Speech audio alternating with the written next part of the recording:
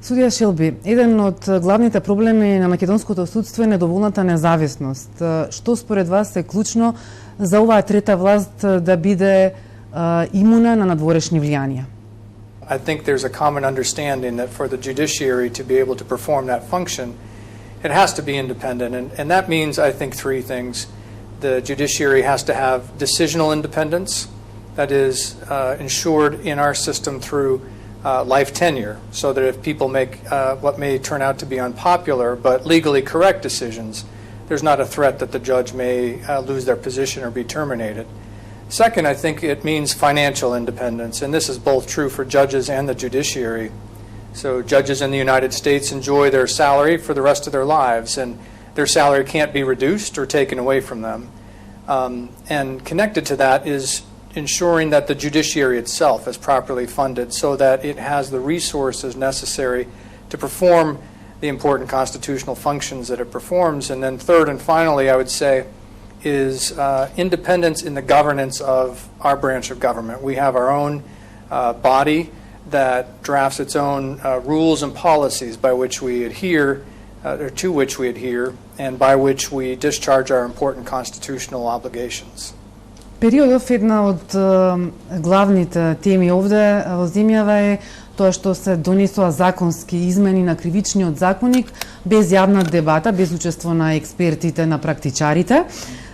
И тоа ми го наметнува прашањето како во САД се носат закони кои треба да ги преминува правосудството, кои влијаат, кои се составен дел од правосудството. Well, lawmaking in general in the United States is a pretty deliberative process. I think our legislators generally understand that they have areas of certain expertise, but they're not experts in everything. And it's common practice for our legislative bodies to have hearings, to invite experts in the areas that the legislators are thinking about legislating, to hear from stakeholders. And that's true generally, but it's especially true when the legislation that's being contemplated will directly affect another branch of government, recognizing the independence of each of the three branches. It's most often the case, almost always, that if senators or congressmen were considering legislation that would affect the judiciary, they would notify the judiciary in advance. The staff from the legislative branch and the staff for the court's administrative office would collaborate, they'd meet, they'd talk through things.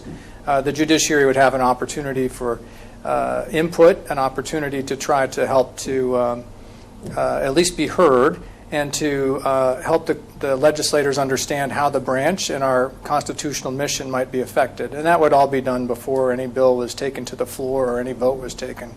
Вие сте председател на Федералниот суд во Јута. Колку, еве според вашето искуство, траат судењата кои се однесуваат на по-големи, побитни предмети, кривични предмети, за кои е заинтересирана јавноста? Колку најдолго може да траат и колку често застаруваат овие предмети? So I'm going to take up your questions in reverse order.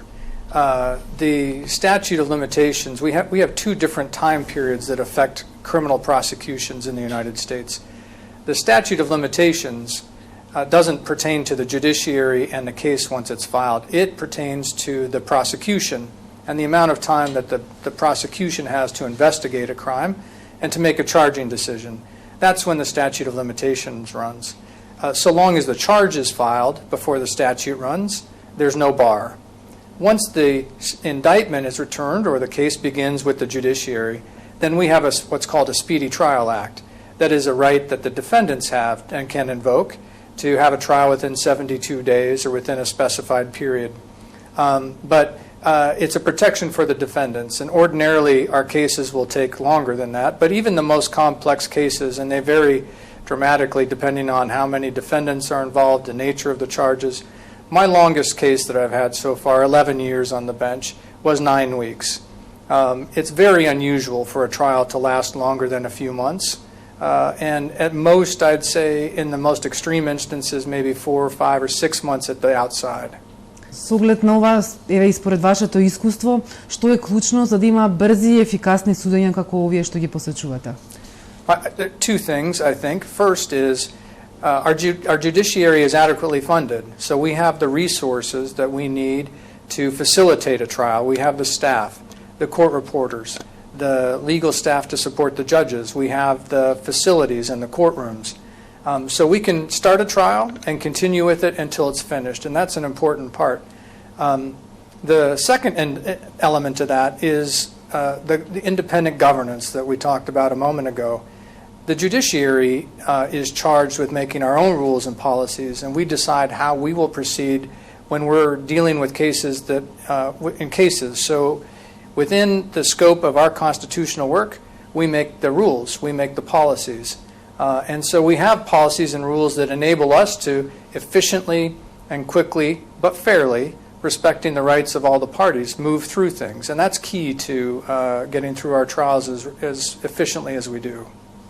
Постојано зборуваме овде за важноста на транспарентноста и отвореноста на судовите. Конкретно како вие и вашите колеги комуницирате со јавноста преку медиумите. Каква е транспарентноста во вашиот суд? As a chief judge in my court, I am focused every day, as are my colleagues in my court and throughout the country, on protecting, as I said earlier in this discussion, the rule of law. And it's something we think about all day, every day in our work. And I believe that we promote the rule of law when we are transparent in all of our operations, so that not just the media, but the public can understand what we're doing, why we're doing it. Transparency is key to that, in my view. And so in my court, I ensure that all of the calendars of all the judges are available on a website that's publicly available. Anyone could go to our website any day and see what each judge is going to be handling that day, what cases are being heard, at what stage. Every decision that's rendered is rendered in writing and made publicly available, so that the public can see the rationale for what we're doing as judges and the work that we do in the judiciary. And through this, I hope to promote trust and confidence in the public in what we do.